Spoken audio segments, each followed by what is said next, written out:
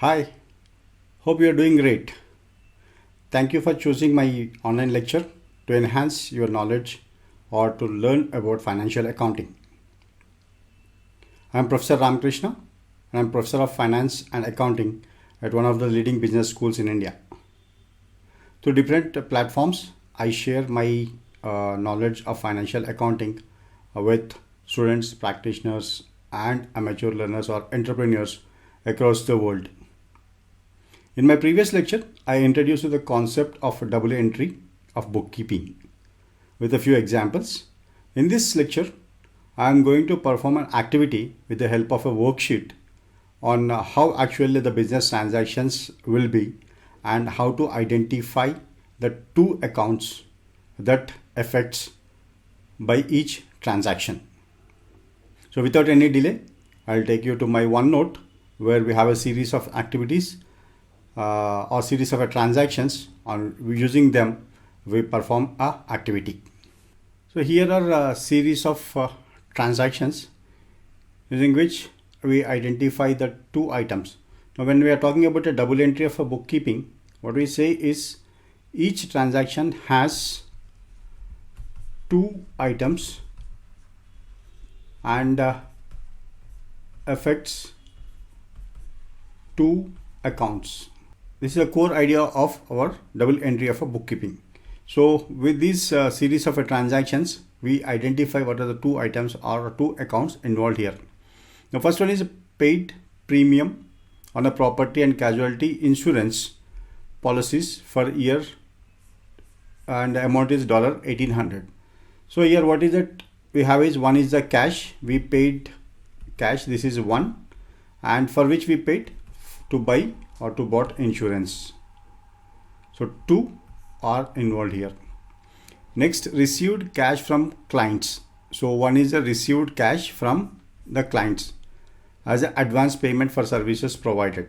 So one is the cash that we received from the clients as an advance for the services to be provided. So we record this as an advance amount. So cash is one item and advance is another item. Now purchase additional office furniture on account from Maritime Company. So one is your furniture, you purchased furniture, and second one is Morrilton Company. So Morrilton Company, why we are using Morrilton Company is on account. On account mean we purchase this on the basis of a credit. This is the third. Next, received cash from clients on account. So what is it we received?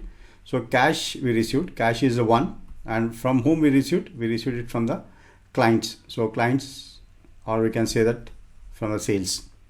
Next is paid cash for a newspaper advertisement. So one account here is a cash and second one is a advertisement expense.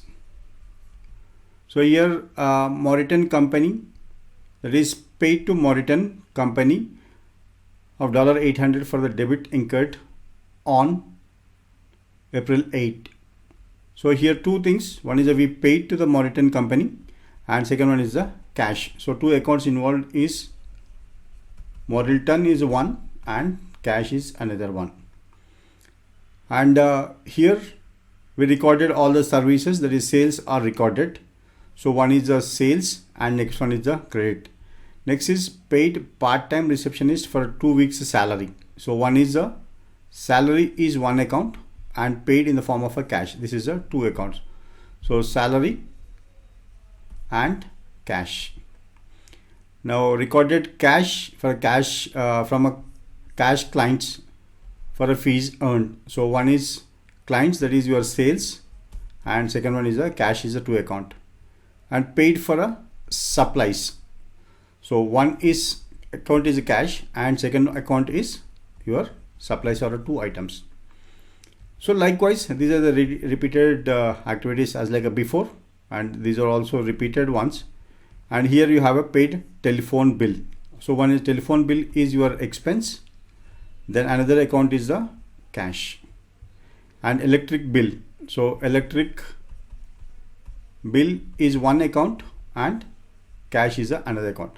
All these accounts will be having the same amounts of each account will have a same electricity bill 200 and cash is also 200. Telephone bill you paid 130, your expense is 130, cash also 130. So John received 4,500 from the company as his salary. So one is the salary and second one is the cash. John received a cash from business in the form of a salary. So like this, each and every transaction of a business entity has two items, so and affects two accounts.